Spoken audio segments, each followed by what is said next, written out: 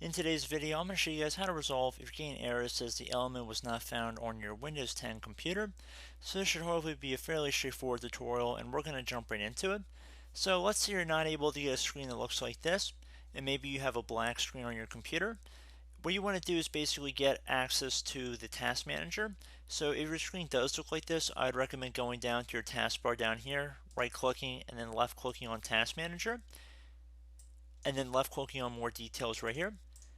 Now, if you're unable to get to your desktop and you just have a blank screen, you want to hold down the Control-Alt-Delete keys on your keyboard at the same time when your computer is already turned on. So let me just give you guys an example here.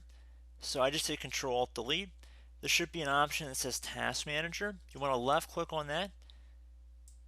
Again, since we already have Task Manager open, but let's say I close out of it and then I did Control-Alt-Delete, and then I left click on Task Manager, you can see it'll open it up.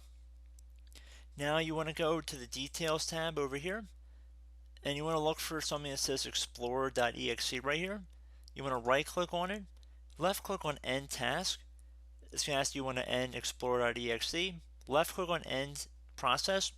Do not worry, your screen is supposed to turn black here. And now once you've done that, you want to go up to the File tab at the top, left click on it, left click on Run New Task. Now for the open field right here, you want to type in Explorer, EXPLORER, exactly how it appears on my screen. If you're more comfortable adding a .exe on the end, you're welcome to, but not necessary. And I would also recommend checking inside this box that says create this task with administrative privileges. Then click on OK. This should reset Explorer, and hopefully it should resolve your issue as well. So just keep that in mind. You can see things are slowly coming back, and hopefully that again resolved the problem you're experiencing and why you came on this video in the first place.